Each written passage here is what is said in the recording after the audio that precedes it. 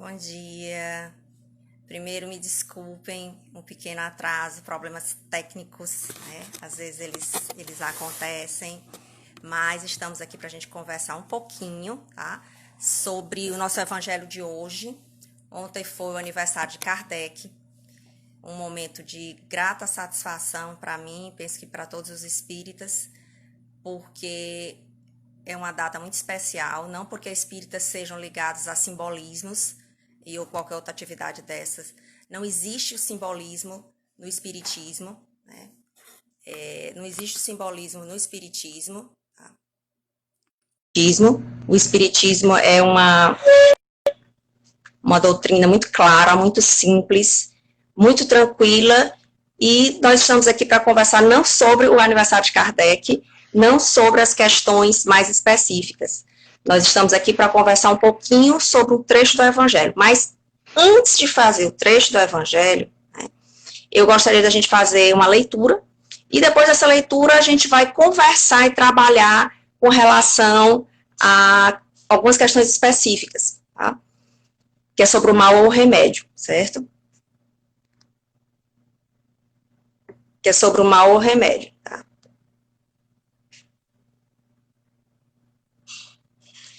Então, continuando um pouquinho as nossas conversas, meu nome é Cristiane, ontem foi o aniversário de Kardec, tá?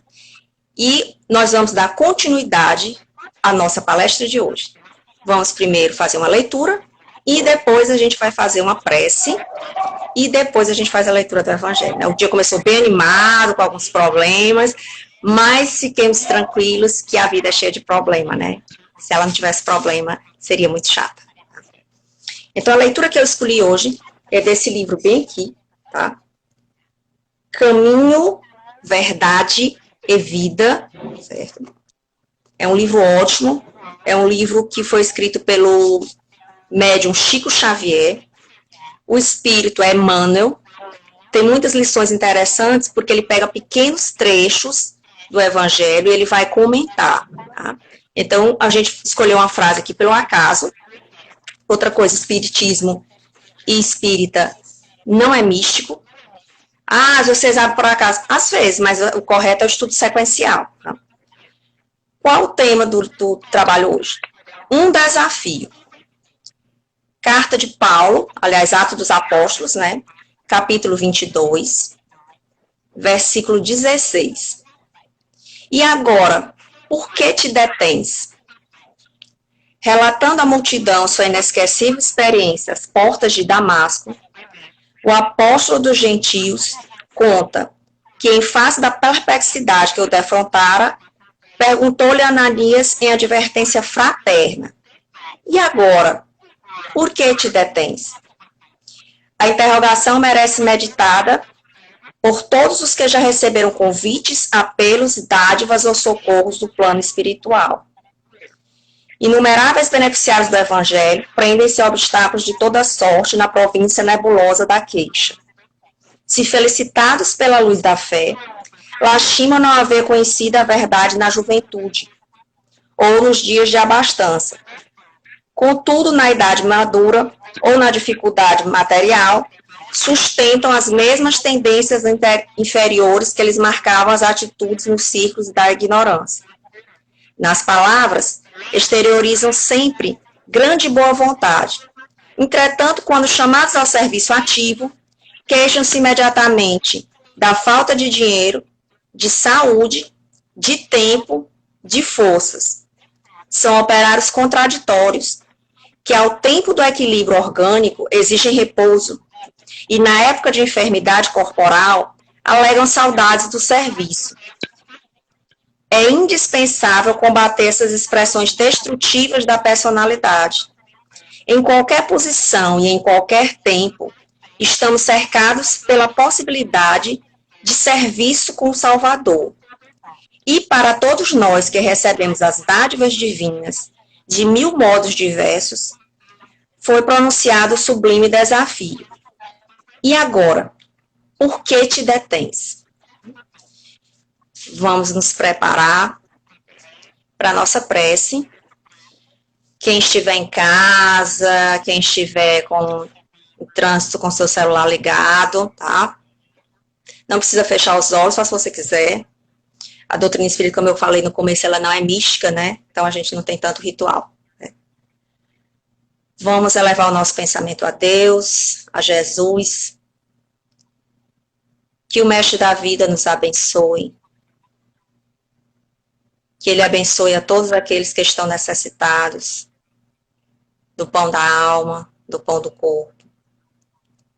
Que Jesus abençoe e envolva a todos aqueles que se encontram prisioneiros dos seus vícios, dos seus desesperos, das suas angústias. Mestre querido, abençoa todos aqueles que se encontram ouvindo nosso Evangelho, os que estão nos seus hospitais, nos lares, nas prisões. Que Deus nos ampare, que Deus nos abençoe e nos conduza na conversa de hoje. Que assim seja.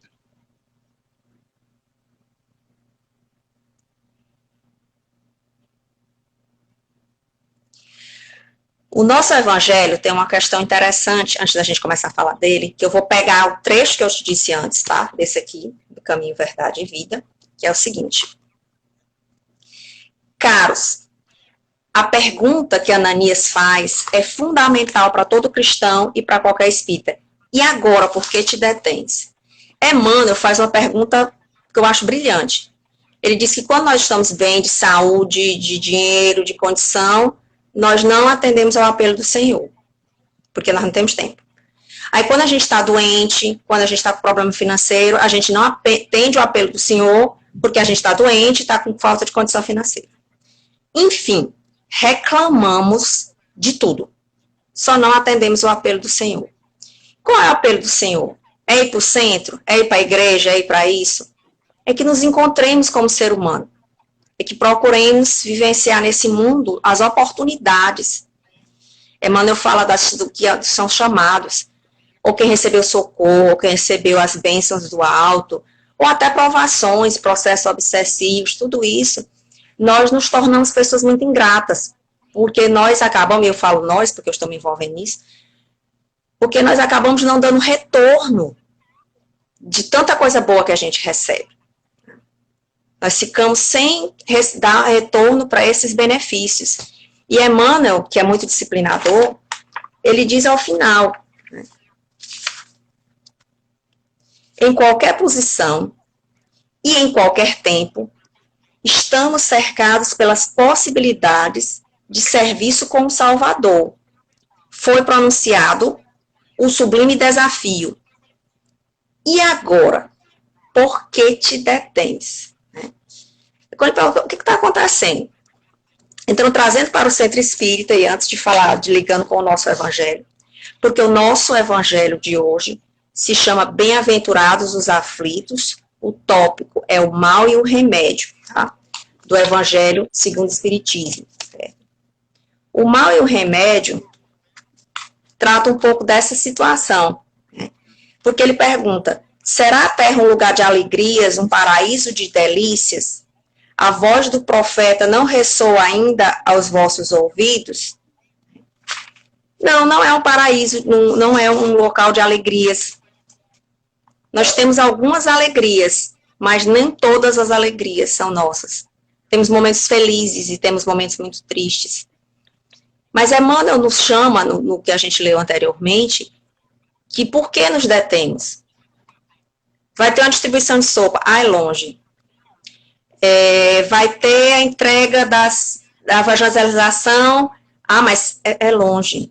Olha, vai ter uma palestra 9 da noite, eu não posso ir. Eu nunca posso ir. Vai ter uma visita a um hospital, eu também não posso ir. Vai ter nada que mova o nosso conforto, que nos traga dificuldades. Eu gostaria de ponderar que quando se fala nisso, não se está se exigindo, por exemplo, que uma pessoa que não tem carro vá a pé, apesar que os apóstolos faziam isso, né? Não teria comparação, seria diferente. Não se está se exigindo que uma pessoa que está com o pai, a mãe doente, largue tudo para suas atividades. Mas se nós pensarmos um pouco, e se o nosso trabalho, que é remunerado por dinheiro, nos disser assim, vai ter um evento no sábado, lá no último bairro perdido de Teresina, nós vamos. Porque se nós não formos, nós perdemos nosso emprego, né? E a gente não quer perder o emprego. Mas o emprego de Jesus a gente pode postergar. Nós podemos mudar o emprego de Jesus. E aí entra a questão do mal e o remédio. Se o mundo nosso não é de alegrias, se o mundo nosso não é um paraíso, mas nós estamos aqui para aceitar esse desafio de por que te detens, para transformar o mundo num lugar melhor. O Espiritismo é uma doutrina de prática. Temos palestras, temos cursos para evitar misticismo, para evitar que as pessoas digam aquilo que não existe, para evitar que as pessoas cometam equívocos doutrinários. Mas é uma doutrina eminentemente prática. E prática da gente mesmo, começando pela gente, pelas transformações pessoais. Então, dando continuidade ao nosso evangelho, ele diz o seguinte: vós que nele vieste viver no nosso planeta, esperais, pois, lágrimas ardentes e sofrimentos amargos, e por mais agudas e profundas que sejam as vossas dores, voltai os olhos para o céu, e bendizei o Senhor por vos ter querido experimentar, ó homens. Então só reconhecereis o poder do vosso Senhor quando ele vos haja curado as chagas do corpo e coroado os vossos dias de beatitude e felicidade. Trazendo para o Espiritismo. Só reconhecemos a atuação dos espíritas quando nos curamos das obsessões? Só reconhecemos a atuação do Espiritismo quando melhoramos do mal físico? Só reconhecemos a atuação do Espiritismo quando temos um processo obsessivo conosco ou com alguém a quem nós amamos e essa pessoa se cura? Só nessa hora que a gente dá apoio e diz glória a Deus? Porque nós somos, e voltando para Emmanuel, reclamões, queixosos. E digo nós, mais uma vez, eu estou me colocando no meio dessa história. Nós sempre questionamos. Ah, mas eu vou para o centro, meu filho está passando por um processo obsessivo, não melhora. E se não for para ele melhorar? Ah, mas eu vou para o centro, eu faço tanta coisa, mas eu fico aqui nessa ida, minha vida é sempre assim, truncada, cheia de coisas. E se ela for assim até o seu desencarne? Ou se ela for assim para testar a sua fé, a sua persistência, o tanto que você vai lutar para fazer um mundo melhor. Será que só conseguimos conceber o espiritismo para quando tem uma dor nas costas, nas pernas, a gente tomar o passe? Se eu não tomar o passe, não há espiritismo? Se eu tomar o passe e eu continuar doente, eu continuar me sentindo mal, eu até morrer daquilo ali, foi tudo em vão? Não podemos raciocinar dessa forma. Porque o mal ou o remédio é justamente a crença, a fé, que a gente vai já conversar sobre isso. Não podemos imaginar que a nossa vida vai ser um paraíso sempre. Porque se somos espíritas, ou pretendemos ser, acreditamos na pluralidade dos mundos, acreditamos na reencarnação, há que se convir que se somos espíritos endividados, nossas vidas não vão ser um paraíso. Temos que lembrar que vamos ter pessoas difíceis em nosso convívio, pessoas que já convivemos com elas.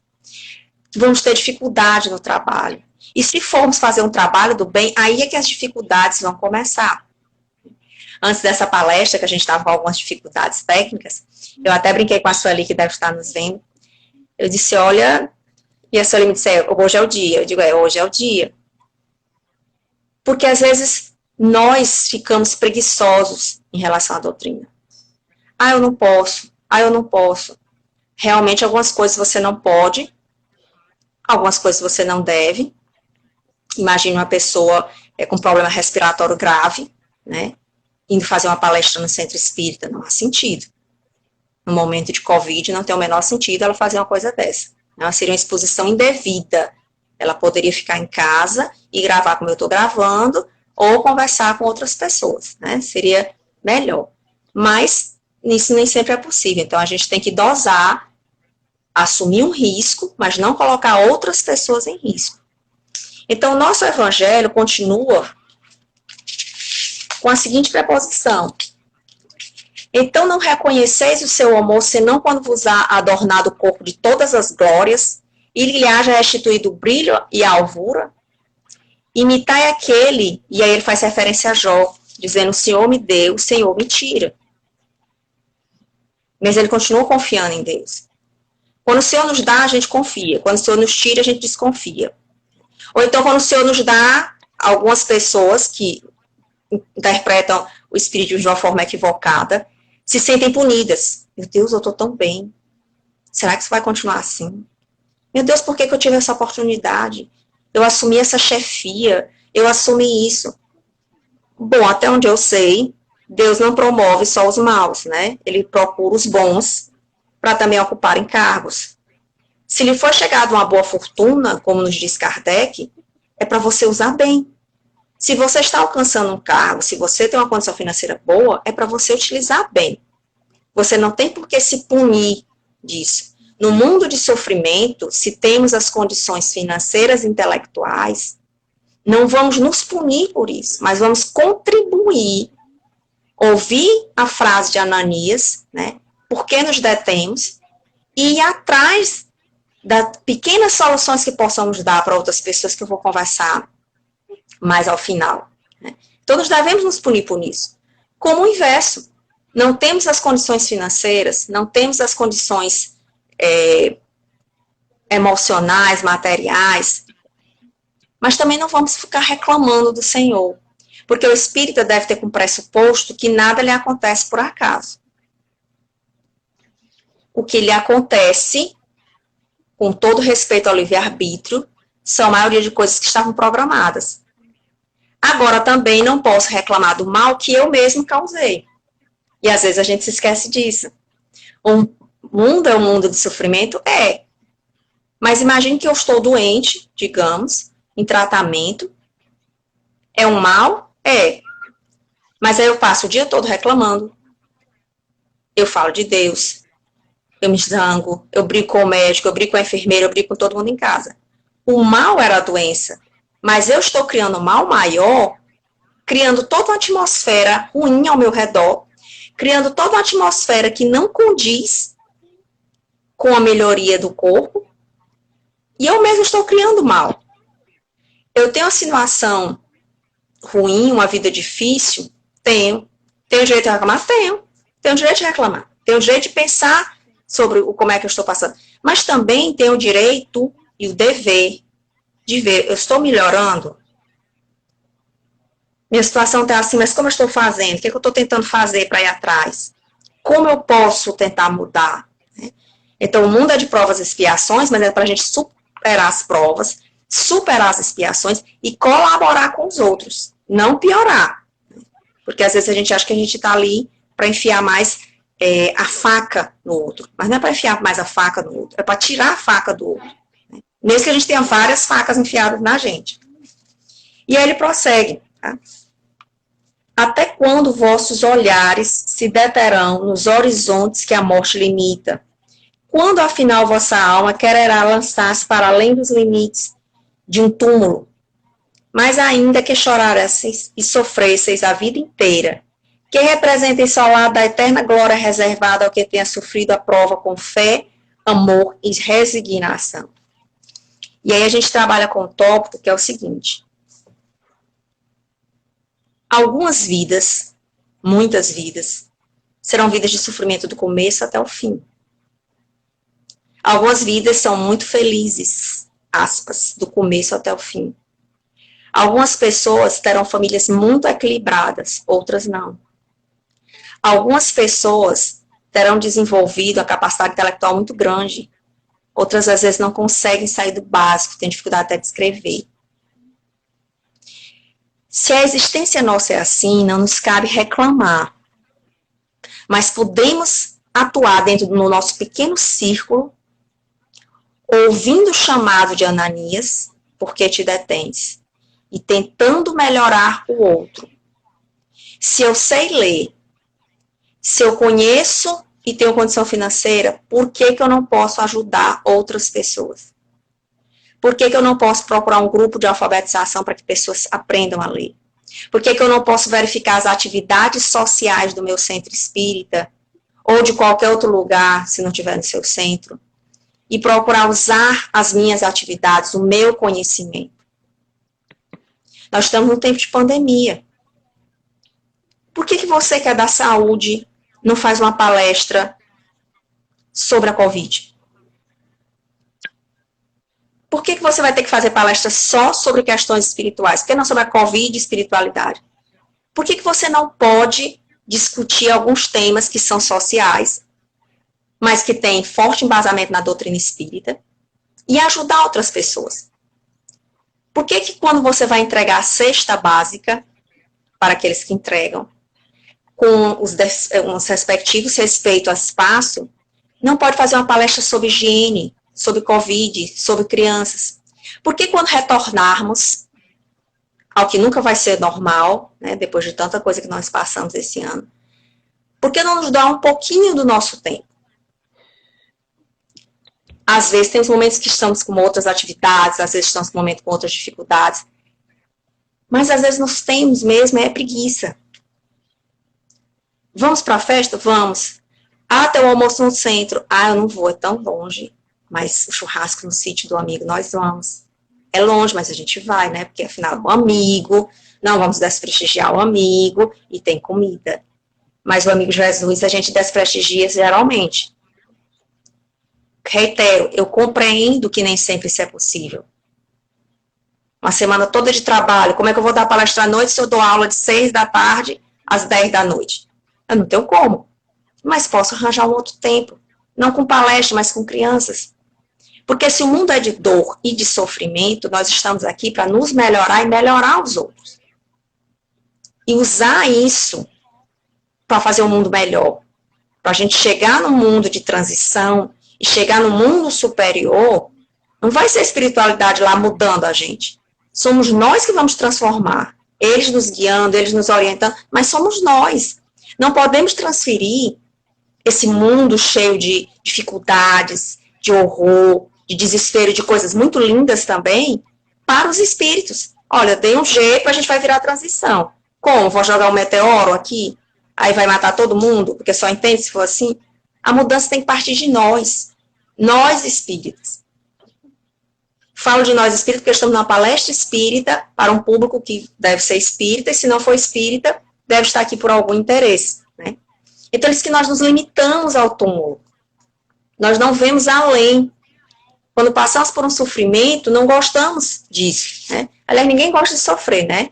Eu tenho um amigo do grupo, nosso, e que é dentista, eu não sei se ele tá vendo a gente, mas depois a mãe dele vai falar com ele, que é o Gustavo, que eu fico só imaginando, o cliente dele deve doer, mas depois olha pro Gustavo e deve dizer assim, Gustavo, que maravilha, olha como ficou lindo meu dente, poxa, passou a dor, aquela dor é temporária, o Gustavo não faz de propósito, tá? Tô citando o Gustavo, mas podia ser qualquer outro dentista, né? Podia ser a minha amiga do Vice também. Mas ele passa aquilo ali e vai passar, não vai ter mais problema depois, certo? Então ele coloca também, no nosso evangelho, buscai, pois, consolações para os vossos males no futuro que Deus vos prepara, e a causa dos vossos males no passado, e vós que mais sofreis, considerai-vos os bem-aventurados da terra. Como desencarnados, quando planáveis no espaço, escolheste as vossas provas, porque vos julgados bastante fortes para suportar. Por que murmurar agora? E aí a gente retorna para o Paulo, para o Ananias. Por que te detens? No mundo espiritual, antes de renascermos, nós achávamos era pouco, nós queríamos era mais. Não basta não ter dinheiro, não. Eu quero ficar na miséria absoluta. Não, eu não quero só ficar com esse marido ou essa mulher que vai encher meu saco por muito tempo. Eu quero uns 30 anos. Não, um filho complicado. Não, eu não quero um filho complicado. Eu quero 5, 6. No mundo espiritual a gente promete tudo. Mas aí nós renascemos. Está lá o marido, a mulher complicada, a pobreza ou a riqueza. Porque às vezes a gente promete, não, eu quero bom estudo, eu quero condição financeira, porque eu vou servir ao Senhor. Aí tá lá 2 filhos que dão muito trabalho, ou pais que dão trabalho, e a gente diz, eu não aguento mais. E se a gente pudesse olhar as nossas regras espirituais, nós saberíamos que lá a gente disse, eu quero é mais. Né? E eles sabiamente viram que o nosso mais era o mais que a gente não aguenta. Tá? Então ele fala, vós que pediste a riqueza e a glória, querer sustentar a luta com a tentação e vencê-la. Vós que pediste para lutar de corpo e espírito contra o mal moral e físico. Vai triunfar disso. Então nós pedimos muitas coisas, né?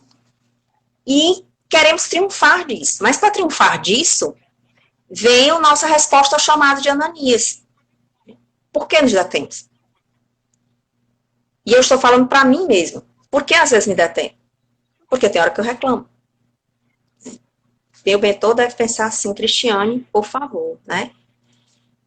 E aí eu paro e penso, não, calma. Vamos repensar. Estamos em atividades no centro espírita, estamos com outras pessoas, estamos na nossa vida.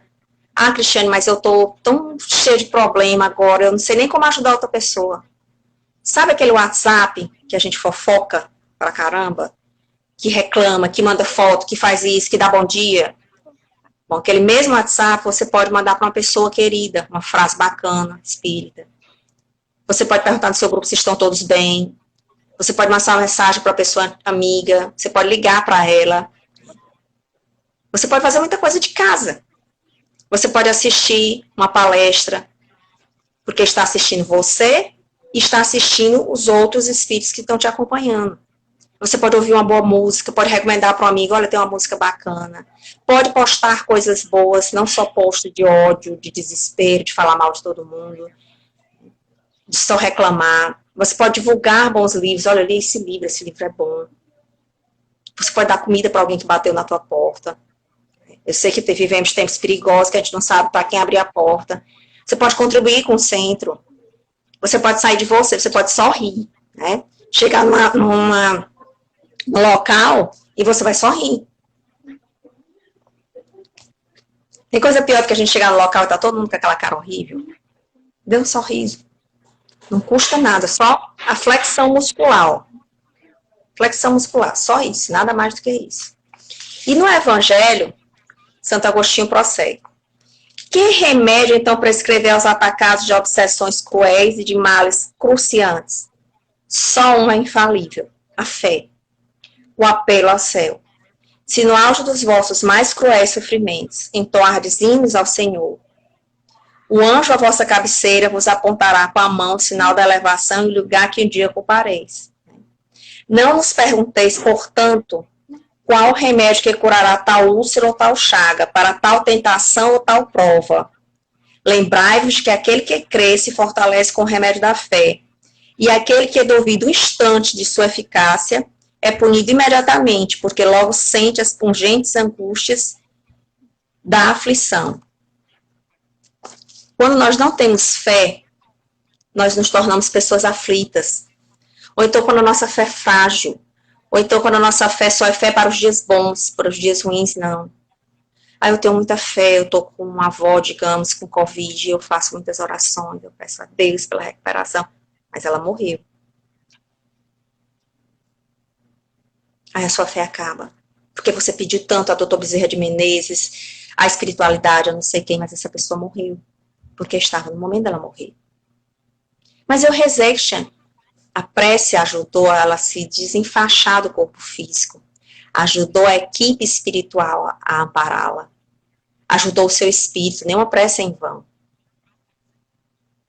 Ah, Cristiane, eu pedi tanto que me arranjasse um emprego. Tanto, e eu não tenho emprego.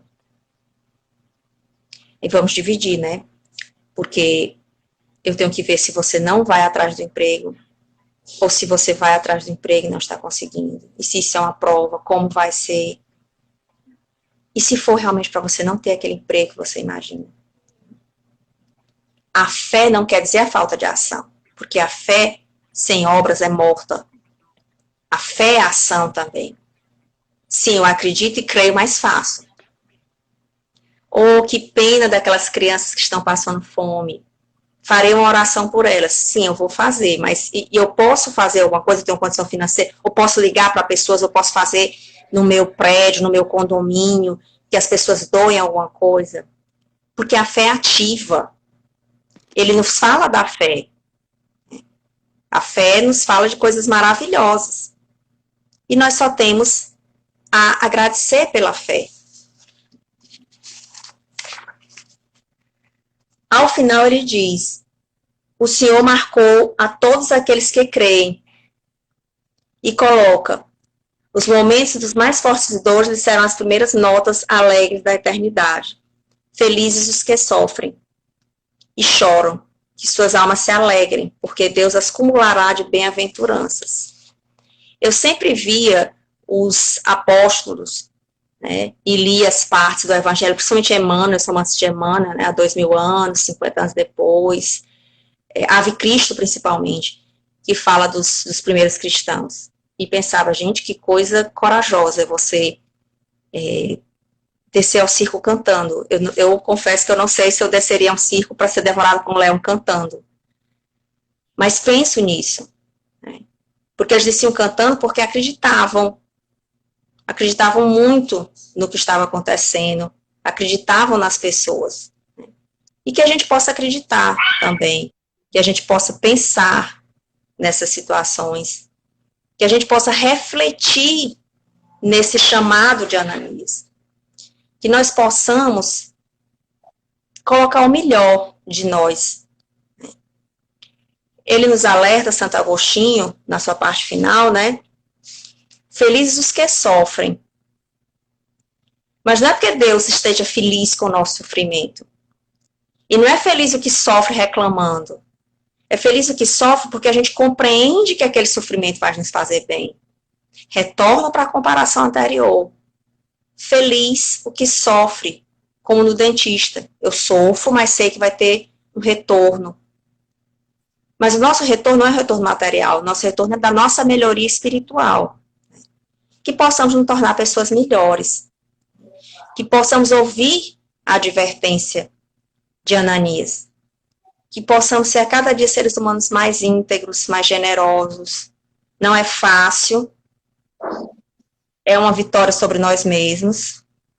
É desgastante, todos nós sabemos. Principalmente quando envolve o núcleo familiar.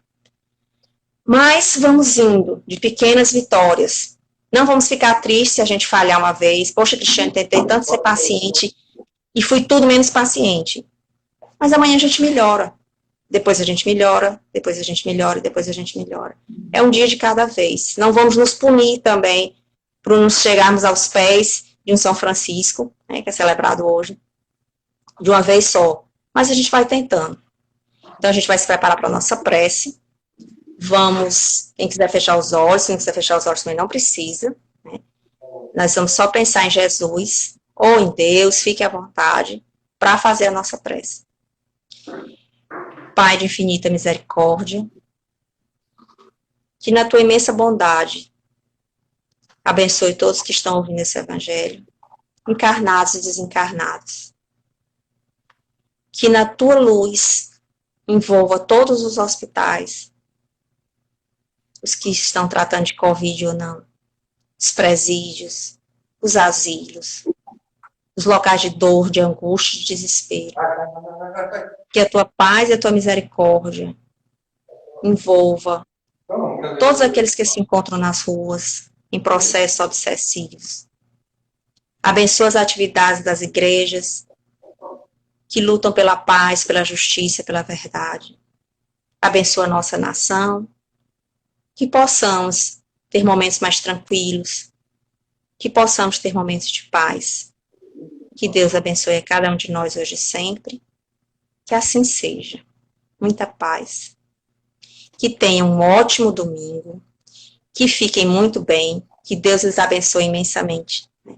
Que essa semana seja toda cheia de paz. Né? Até breve e bom domingo. Pega esse pano.